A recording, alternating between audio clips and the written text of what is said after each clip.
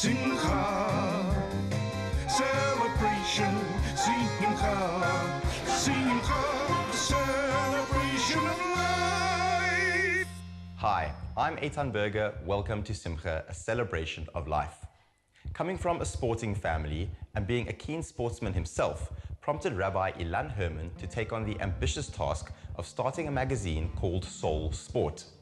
Realizing that there is a correlation between sport, a healthy lifestyle, and Judaism, Rabbi Herman sought to interview Jewish men and women on the impact they have had on South African sport and how exercise and education can lead to holistic well-being. The jam-packed first edition of Soul Sport is set to be released later this month.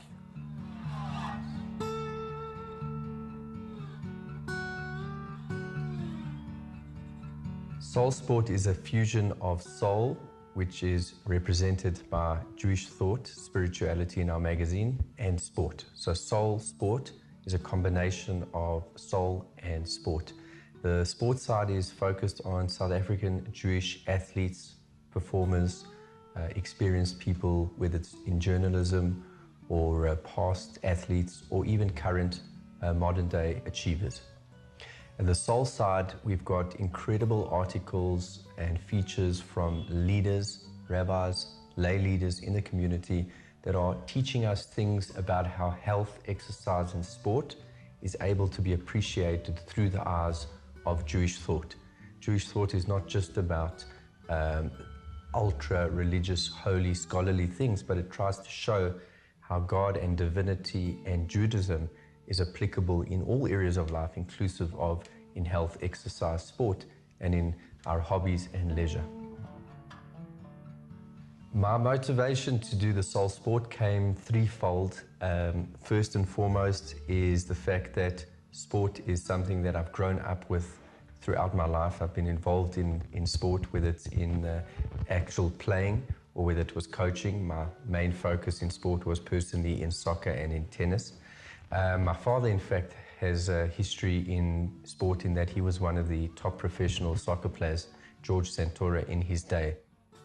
My other motivation is through the eyes of Judaism, trying to pitch to the market and show them that there is, in fact, spirituality to be found in the physical and in sport. And the Baal Shem Tov, who was the great Hasidic master, he explained that in everything in life, a person should try and find a window to God and godliness. So if that's the case, then yes, even on the sports field or in the area of health and exercise, there is in fact lessons, teachings, and a window that we can find into spirituality. The Soul Sport has got a beautiful feature on the Maccabi Games of 2013. The Maccabi Games is probably the single most powerful and inspirational sporting event for Jews around the world. It takes place once in 4 years, and it's this getting together of Jewish athletes from across the globe for an event to take place in Israel, in the Holy Land. And yes, we've got articles from some of the executives, people in the committee, and we've got athletes, people that won gold medals, all sharing with us their thoughts, ideas, and what it was like for them to be in Israel going through this Maccabi experience. You've raced in the Olympic Games and you've raced at the Maccabi Games, both multiple times. Can you tell us the different type of experience and what kind of emotions are brought out of you in each of those different events? I think going into an Olympic Games, it's extremely stressful because you have so much pressure on you, and you get this opportunity once every 4 years where you need to display your talent and show what you've been working for. So I think it comes with a lot of pressure, but it's definitely also very humbling because it's what you as a sportsman thrive for, to be able to compete in an Olympic Games. So I think all in all, you get there and you just try and soak up the experience, whereas Maccabi is absolutely different because going into a Maccabi, I know that I'm going there to have an absolute ball and I actually get to enjoy my sport and race without pressure. So I think that's where the difference comes in.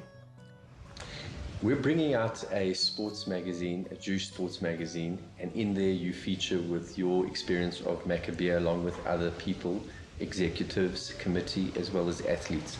How do you, what kind of message would you like to present to the community that are reading this, the youth in particular, what message do you have to them about swimming, about life, about achievement? What would you try to model for them? I think for me, one of the most important things in life is just to absolutely enjoy and love what you do. Do it with passion. And if you don't like the situation you're placed in your life at the moment, it's easy to change it. So for me, that's a very big thing, because I nearly lost my life in 2004 with a boating accident. So I knew that if I wanted to continue doing what I love most in the world, I knew that I'm going to have to work hard and change the situation that I've been in. The common thought is that Jews are in fact not very much part of sport as such. But in fact, if you look at the article by one of our authors in this edition of Soul Sport, Jack Milner, one of the great journalists, and he says in there that in fact Jewish South African sportsmen have achieved an incredible amount. And I can take you to certain names that really have been kind of such important figures in the transformation of sport through the years, like Dr. Ali Bacher in cricket. And even currently we've got an important soccer player who's playing for South Africa, Dean Furman. These are just some names, but if you go back and trace it, there are incredible athletes from the Jewish community over the course of the many decades that have stood out and brought something exceptional to the table of sport.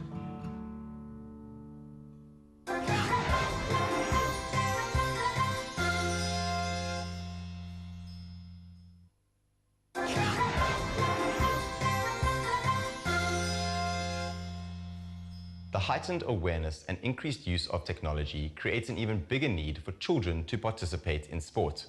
By reducing their sedentary time and inactivity, sport increases energy levels and teaches children important interpersonal and social skills like cooperation and leadership. Soul Sport looks at the important role of sport in education.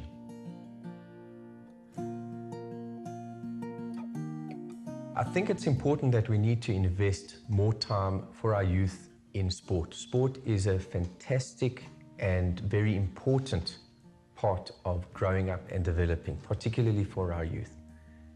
Psychologically, it helps from an esteem point of view, from a social point of view, people interacting, getting together and doing something which is clean, good and healthy.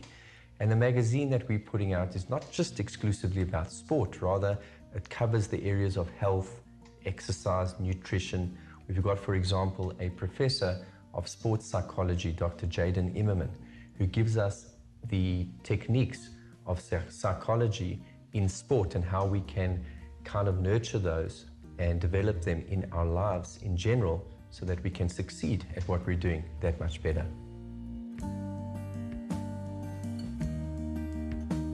How we use the different techniques on any sports field can be brought into the sphere of education for life. So whether it's teamwork or whether it's the ability to be able to be inspired by a leader, by a captain, or for us to captain another, for us to be able to find the right strategy. All these are sport ideas, but yet they are so influential in terms of thoughts and values and mediums that we need for life. Do you think that religion and sport are polarized and opposite, or is one able to find where they can blend and be synthesized?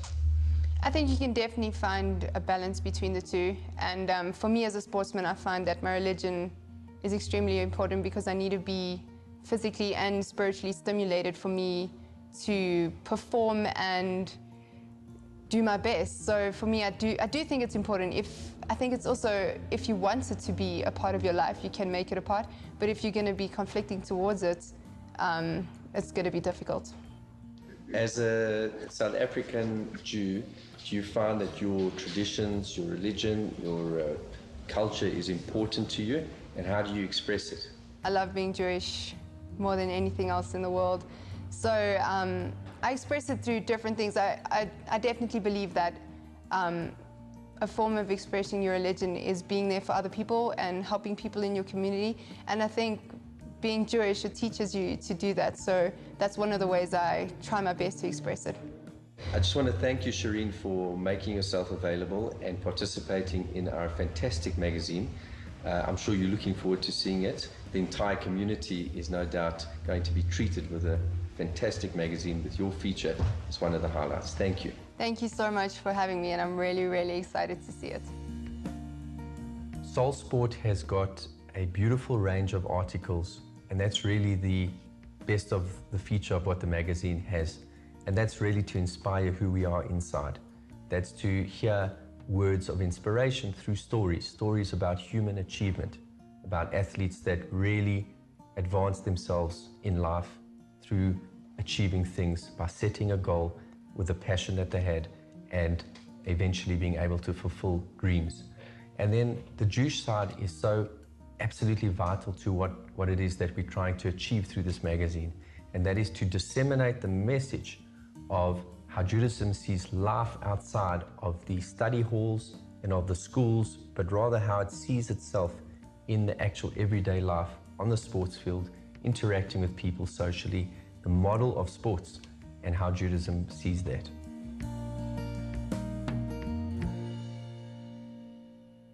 That's all for this week's episode of Simcha. I wish you all a sporting and active week. Thank you very much for joining us, and if you'd like to be in touch, find us on Facebook at Spirit Sister Productions. From myself, Eitan Berger, and the whole team here at Simcha, have a great week and goodbye.